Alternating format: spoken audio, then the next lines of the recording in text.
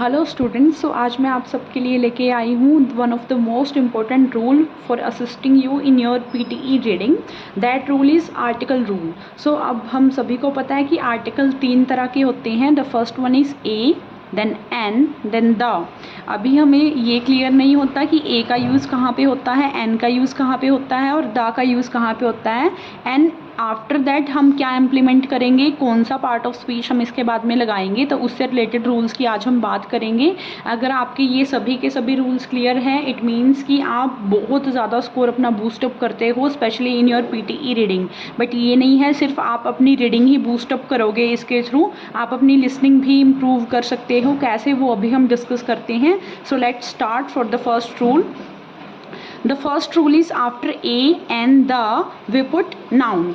कोई भी आपका आर्टिकल दे रखा हो, चाहे ए हो, एन हो, दा हो, उसके बाद में आपका ब्लैंक है, तो वहाँ पे डेफिनेटली श्योर है कि नाउन ही आप पुट करोगे।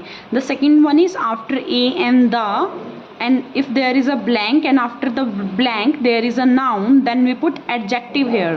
क्यों?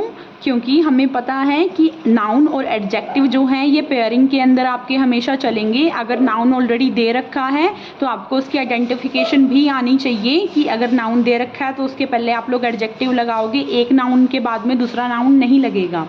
The next one is after a and the if there is a blank and after then there is a pairing of adjective plus में noun, then we put adverb in that blank.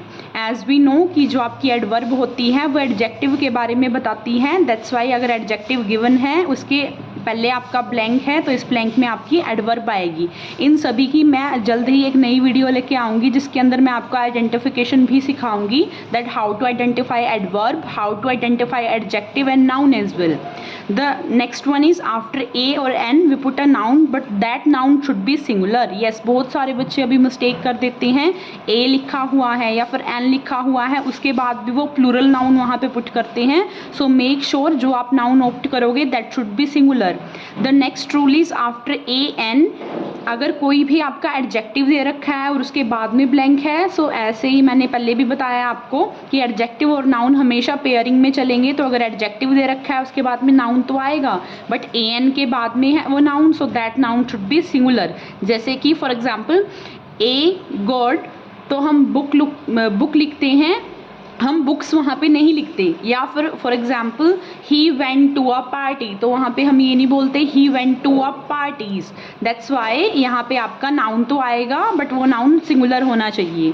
The next rule is after a और an if there is a adverb given, adjective is also given and there is a blank in the last, then we put noun in that blank but that noun should be singular as well because a and an is there. The last rule is after N we put a word that should start with a vowel or that should sound with a vowel. What is vowel? A, E, I, O, U। ये जो आपके 5 letter होते हैं इनको हम बोलते हैं vowel। तो कोई भी वर्ड जो इनसे स्टार्ट होता है या फिर इनकी साउंड देता है उसके पहले हम N का यूज़ करते हैं।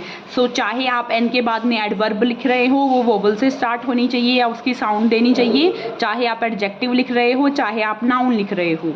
सो अभी हम थोड़ा बात करेंगे द यूज़ ऑफ द, ए और एन। अब बहुत सारे बच्चों को कन्फ्यूज़न होती है, स्पेशली समराइज स्पोकन टेस्ट के अंदर जो आपका लिसनिंग का फर्स्ट पार्ट है कि किन वर्डों के पहले हम द लगाएं, किन वर्डों के पहले ए लगाएं, किन वर्डों के पहले एन लगाएं।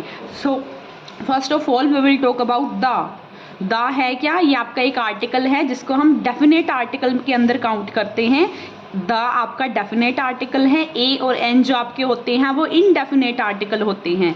इसका यूज़ हमेशा एक स्पेसिफिक नाउन के लिए किया जाता है। अब what do you mean by specific noun?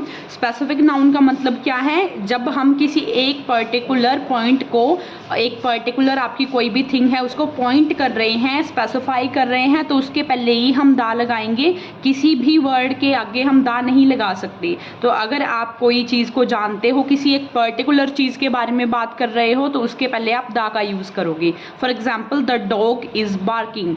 अभी मान लो जिस डॉग की आप बात कर रहे हो इस डॉग को आप पहले से जानते हो या फिर ऑलरेडी आप इसकी बात कर चुके हो कि ये वाला डॉग, ये स्पेसिफिक डॉग जो है ये बार्क कर रहा है, दैट्स वाई इसके पहले हमने द लगाया है।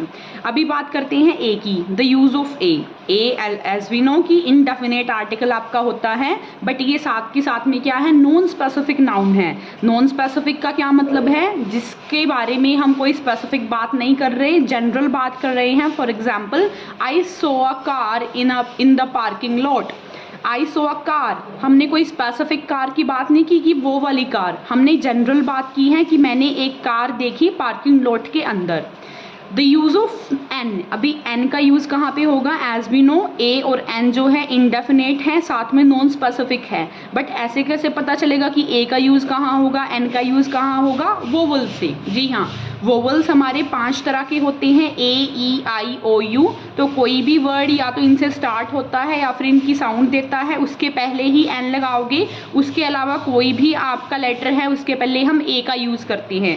For example she is an exceptional dancer. So यहाँ पे एक्सेप्शनल जो है ई से शुरू हो रहा है, मीन्स वोवल से शुरू हो रहा है, दैट्स वाई उसके पहले एन लगा है। तो मैं एक और आपकी वीडियो लेके आऊँगी रिलेटेड टू हेल्पिंग वर्ब, आप उससे पहले इसकी स्क्रीनशॉट ले लीजिए ताकि आपको सारे के सारे रूल क्लियर हो और आप अच्छे से अपनी रीडिंग कर सकें without doing any error. Thank you.